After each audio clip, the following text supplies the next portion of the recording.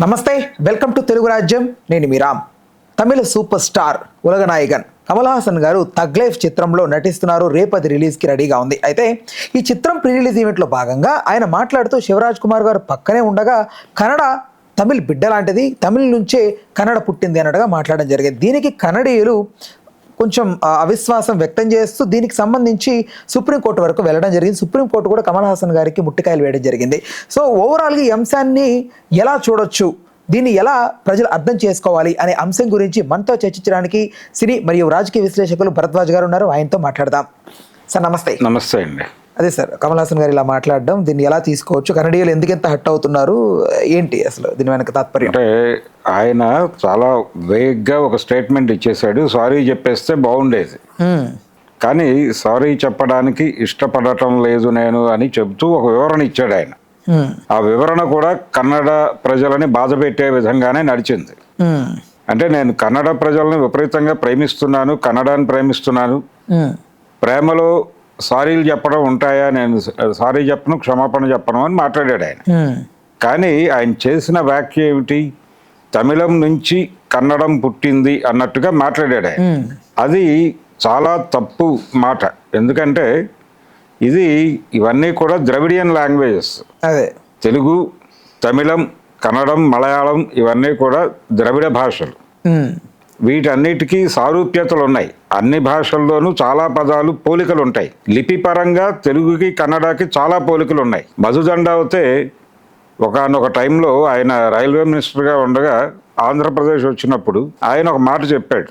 నన్ను ఇందిరాగాంధీ ఎమర్జెన్సీలో కర్ణాటక జైల్స్లో ఉంచడం వల్ల నాకు కన్నడ కొంత వచ్చింది. ఈసారి కనుక ఆవిడ మళ్ళీ అధికారంలోకి వచ్చి తెలుగు రాష్ట్రంలో ఎక్కడైనా నన్ను జైల్లో పెడితే తెలుగు కూడా నేర్చుకోగలను, ఈజీగా నేర్చుకోగలను, కన్నడకి తెలుగుకి ఉన్నటువంటి సారూప్యత రీత్యా అన్నాడు ఆయన. కాబట్టి ఈ భాషల మధ్య ఒక సారూప్యత ఉంటుంది, కానీ ఏ భాష ఆ భాషే గొప్పది. అదే అంత మాత్రమే కాదు, ప్రతి చోట ప్రతి భాషలోనూ మాండలికాలు ఉన్నాయి. తమిళనాడులోనే 4-5 మాండలికాలు ఉన్నాయి, అలాగే ఆంధ్రాలో 4-5 మాండలికాలు ఉన్నాయి. తెలంగాణ మాండలికం వేరు, కోస్తా ఆంధ్ర మాండలికం వేరు, అలాగే ఉత్తరాంధ్ర మాండలికం వేరు, రాయలసీమ మాండలికం వేరు. మాండలికం అనేది స్లాంగ్ లాంటిదా? స్లాంగే. మాండలికం అంటే స్లాంగే. అంటే ఆ స్లాంగ్ కి ఇబ్బంది కలిగినా అక్కడ ప్రజల మనోభావాలు గాయపడతాయి. అంటే సినిమాల్లో తెలంగాణ భాషను కమెడియన్స్ కు వాడుతున్నారు అని తెలంగాణ ఉద్యమ కాలంలో సినిమా రంగం మీద తీవ్రమైన విమర్శలు వచ్చినాయి. అదే పద్ధతి. అంటే భాషని గౌరవించటం అంటే ఆ మనిషిని గౌరవించటమే. ఇది కన్నడ ప్రజలు సీరియస్ గానే పట్టించుకున్నారు ఆయన మాట్లాడింది. నిజానికి కమల్ హాసన్ ఇక్కడ తెలుగు ప్రాంతాల్లో మాట్లాడుతూ, హైదరాబాద్లో ఆయన మాట్లాడుతూ ఒక మాట అన్నాడు. తెలుగు సినిమా పరిశ్రమ నుంచే నాకు తొలి విజయాలు దక్కాయి అన్నాడు. మంచిదే అది. నిజానికి ఆయన్ని ప్రపంచవ్యాప్తంగా ఆయనకు గుర్తింపు తీసుకొచ్చింది కన్నడ చిత్రరంగం. అది మర్చిపోయాడు ఆయన. బాలు మహేంద్ర డైరెక్షన్లో వచ్చినటువంటి కోకిల అనే సినిమా జాతీయ స్థాయిలో అవార్డులు సాధించింది. అంత మాత్రమే కాదు, అది పనోరమా ద్వారా, అలాగే ఆ రోజుల్లో ఉన్నటువంటి ఫిలిం క్లబ్బుల ద్వారా దేశవ్యాప్తంగా ఉన్నటువంటి మూవీ లవర్స్ అందరికీ దగ్గరైన సినిమా అది. కమల్ హాసన్లోని నటుడిని ప్రపంచానికి పరిచయం చేసిన సినిమాల్లో కన్నడ సినిమా కోకిల కూడా ఒకటి. రోజారమణి అలాగే కమల్ హాసన్ యాక్ట్ చేశారు ఆ సినిమాలో. అందుకని కన్నడ పరిశ్రమ నుంచి చాలా పొందాడు ఆయన కమల్ హాసన్. పొంది అలా మాట్లాడటం అనేది ఖచ్చితంగా తప్పే. రెండోది, భాషాపరంగా కూడా చాలా సందర్భాల్లో ఈ భాషలన్నీ సంస్కృతం నుంచి పుట్టాయని మాట్లాడుతూ ఉంటారు కొంతమంది. అది తప్పే. ఎక్కడికక్కడ అక్కడ ప్రజల నాగరికతలో నుంచి పుట్టేవే భాషలు. ఎవరి భాష వారికి గొప్పదే, ఎవరి మాండలికం వారికి గొప్పదే. ఖచ్చితంగా మాండలికాన్ని, భాషని గౌరవించి తీరాలి ఎవరైనా సరే. అయితే ఏ అభిప్రాయంతో మాట్లాడి ఉంటాడు కమల్ హాసన్ అనే లోతుల్లోకి వెడితే, జనరల్ గా ద్రవిడ ఉద్యమానికి నాయకత్వం వహించటము, ఒక రకంగా ఆ ముందుండి నడిపిస్తున్నాం మేము అనేటువంటి అభిప్రాయం తమిళ నాయకులకి మొదటి నుంచి ఉంది. అంటే ద్రవిడ సిద్ధాంతాన్ని బలంగా మాట్లాడింది తమిళనాడే. అలాగే ఉత్తరాది పార్టీల ప్రభని అడ్డుకున్నటువంటిది కూడా తమిళనాడే. అలాగే చాలా కాలంగా ఇప్పుడు కాంగ్రెస్ పార్టీని వాళ్ళు ఎన్నడూ అధికారంలోకి రానివ్వలేదు ఒకానొక టైం నుంచి. తర్వాత రోజుల్లో భారతీయ జనతా పార్టీ ఇప్పటికీ తమిళనాడులో జెండా పాతడానికి కష్టపడుతూనే ఉంది. అన్నామలై లాంటి వాళ్ళతో ట్రై చేస్తున్నారు, ఏదో ప్రయత్నాలు జరుగుతున్నాయి.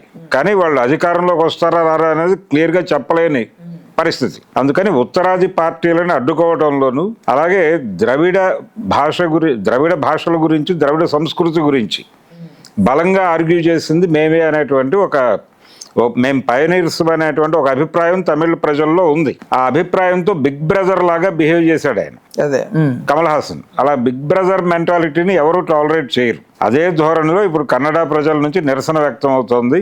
ఆయన సింపుల్ గా సారీ చెప్తే బాగుండేది. నేను అన్నది వేరే కాంటెక్స్ట్ లో అన్నాను అంటే మనమంతా ఒక్కటే, మనందరం భరతమాత బిడ్డలు అన్నట్టుగానే చెప్పాడు అని అనుకోవచ్చు కదా సార్. భరతమాత బిడ్డలు అనేది వేరే గొడవ.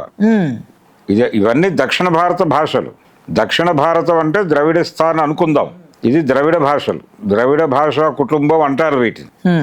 ఇవన్నీ కూడా అంటే సినిమా పరిశ్రమ కూడా మొదట వీటన్నిటికీ మెడ్రాసే రాజధాని ఒకప్పుడు. సినిమా రంగం పరంగా చూసినా గానీ కన్నడ ఇండస్ట్రీ, రాజ్ కుమార్ గారు, అలాగే తెలుగు ఇండస్ట్రీ, మలయాళం ఇండస్ట్రీ, ప్రేమ్ నజీరు, వీళ్ళందరూ మెడ్రాస్ నుంచే కదా మొదలుపెట్టింది ప్రయాణం. ఇంక్లూడింగ్ మనం కూడా అదే తెలుగు సినిమా నుంచి. అదే ప్రతి ఒక్కరూ మెడ్రాస్ నుంచే ప్రారంభమైంది జీవితం. కాబట్టి వీళ్ళందరూ మన దగ్గర నుంచి వెళ్ళిపోయారు, మన దగ్గర ఎదిగి వెళ్ళిపోయారు, ఇలాంటి అభిప్రాయాలు కూడా ఉండుండొచ్చు. అంటే ఒక బిగ్ బ్రదర్ తత్వం అనేది అనుకోకుండా వాళ్ళల్లో అలా డెవలప్ అయింది. అలా అభివృద్ధి చెందినటువంటి అభిప్రాయంలో నుంచి ఒక వేగ్ స్టేట్మెంట్ ఇష్యూ చేస్తాడు. అంటే ఒక ట్రంప్ లాగానా, ఒక అమెరికన్ ట్రంప్ లాగా కొంచెం అంతే. అగ్రహం మాదే, మేమే మా నీడన బతికినటువంటి జీవాలు ఇవన్నీ, అదే అదే మా ఆశీర్వాదంతో పెరిగారు, ఇవన్నీ కూడా ఆ మాటలో కనిపించినాయి. అదేనండి. తమిళం నుంచి కన్నడం పుట్టింది అనటం, మా నుంచి నేర్చుకుని వీళ్ళందరూ ఇప్పుడు మాట్లాడుతున్నారు అన్నటువంటి ఒక అహంభావపూరితమైనటువంటి ధోరణి కనిపించింది. అది కరెక్ట్ కాదు. రైట్. మీ సినిమా మార్కెట్ చేసుకోవడానికి వెళ్ళారు మీరు. మీ సినిమాని మార్కెట్ చేసుకోవడానికి వెళ్ళినప్పుడు వినయంగా వ్యవహరించాలి. అంతే తప్ప ఓవర్ హెడ్తో బిహేవ్ చేయటం, ఓవర్ స్టేట్మెంట్లు ఇవ్వటం అనేది ఇబ్బందికరం. అదే ఈ ఓవర్ హ్యాండెడ్నెస్ అనేది ఏ వ్యవహారంలోనైనా కుదరని పని. అది చేశాడు ఆయన. అందుకనే కోర్టులో వాళ్ళు వేసినా కానీ హైకోర్టులో కూడా వాళ్ళకి పాజిటివ్గానే వచ్చింది, సుప్రీంకోర్టుకి వెళ్ళినా వాళ్ళకి పాజిటివ్గానే వచ్చింది. ఎందుకంటే ప్రాంతీయ భాషల్ని, నాగరికతల్ని కాపాడుకోవటం అనేది సీరియస్గా పట్టించుకోవాల్సిన విషయం. నిజానికి తమిళ భాష కూడా అదే దీనిలో ఉంది. హిందీ మీద ఆ మధ్య ఎందుకు ఉద్యమించారు వాళ్ళు? హిందీకి వ్యతిరేకంగా బలంగా ఎందుకు నినదించింది తమిళనాడు? హిందీని మా మీద రుద్దే ప్రయత్నం చేయొద్దు అని అన్నారు వాళ్ళు. దానికి దక్షిణాది రాష్ట్రాలన్నింటినీ కలుపుకుని వెళ్లాల్సినటువంటి పరిస్థితి ఉంది. రెండోది, కమల్ హాసన్ కేవలం కన్నడ ప్రజలను ఇబ్బంది పెట్టడం మాత్రమే కాదు, ఆయన చేసిన పని వలన ఇప్పుడు డిఎంకే ఒక ప్రోగ్రాంలో ఉంది, స్టాలిన్ ఒక ప్రోగ్రాంలో ఉన్నాడు. అంటే సౌత్ ఇండియన్ స్టేట్స్ అన్నిటినీ ఒక తాటి మీదకి తీసుకురావడం కోసం ఆయన ఈ మధ్య మీటింగ్ పెట్టాడు. మీటింగ్ పెట్టి అంటే పార్లమెంట్లో ఈ డీలిమిటేషన్ పద్ధతిలో అక్కడ సీట్లు పెంచుకునే ప్రయత్నం చేస్తోంది భారతీయ జనతా పార్టీ. నార్త్లో సీట్లు పెంచేసుకుని సౌత్ని అసలు పట్టించుకోకుండా పొలిటికల్గా వదిలేద్దామనే ఒక మూడ్లో ఉన్నారు వాళ్ళు. అంటే వాళ్ళతో కుమ్మక్కైన పార్టీలు ఇక్కడ ఉన్నాయి కాబట్టి అలా కుమ్మక్కైన పార్టీలు ఉంటాయి. ఎలాగూ వాళ్ళ ప్రోగ్రామే అది. ప్రతి పార్టీని సరెండర్ చేసుకునే పనిలో వాళ్ళు ఉన్నారు. అదే దానికి వ్యతిరేకంగా దెబ్బలాడటం. అలాగే పార్లమెంట్లో సీట్లు పెంచుకుంటున్నారు వాళ్ళు. పార్లమెంట్లో సీట్లు 800 చిల్లరకు తీసుకెళ్లిపోయి అందులో మెజారిటీ డీలిమిటేషన్ కింద జనాభా ప్రాతిపదికన ఉత్తర భారతదేశంలో సీట్లు పెంచేసుకుంటే ఏదైనా నిర్ణయం తీసుకున్నప్పుడు దక్షిణాది గొంతుతో సంబంధం లేకుండా వాళ్లే ఓట్లు వేసుకుని గెలిచేయగలరు, బిల్లుల్ని గెలిపించుకోగలరు. అందుకని దాన్ని వ్యతిరేకిస్తూ దక్షిణాదిలో కూడా సీట్ల సంఖ్య పెరిగితే అప్పుడు మాత్రమే డీలిమిటేషన్ అనే నినాదంతో దక్షిణ భారతదేశం ఏకం కావాల్సిన అవసరం ఉంది అని ఆయన ఈ మధ్య మీటింగ్ పెట్టాడు. దక్షిణాది రాష్ట్రాల నాయకులందరూ వెళ్ళారు, కేసీఆర్ కూడా వెళ్ళాడు, కేటీఆర్ వెళ్ళాడు. కాబట్టి ఇది పరిస్థితి. ఈ కార్యక్రమంలో తమిళనాడు నిమగ్నమై ఉంది సార్. దానికి విఘాతం కలిగించాడు ఈయన కమల్ హాసన్. అందుకని తమిళ ప్రజల నుంచి కూడా వ్యతిరేకత వస్తోంది. కమల్ హాసన్ మాట్లాడిన మాటల్ని డిఎంకే పార్టీ కూడా జీర్ణం చేసుకోలేనటువంటి పరిస్థితి ఉంది. అందుకని ఆయన ఒక్కసారి ఆలోచించుకుని సారీ చెప్పడం తప్ప గత్యంతరం లేదు. రైట్. ఓకే సార్, ధన్యవాదాలు. Thank you. హలో, తెలుగు రాజ్యం ఛానల్ చూస్తున్నారా? సామాజిక, రాజకీయ, జీవన చిత్రణే తెలుగు రాజ్యం. అతిశయోక్తులు, అసత్యాలు ఉండవు. రాజకీయ కోణం కాదు, ప్రజా కోణమే కొలబద్ద. తెలుగు రాజ్యం వీక్షణ మీ ఉత్తమ అభిరుచికి నిదర్శనం.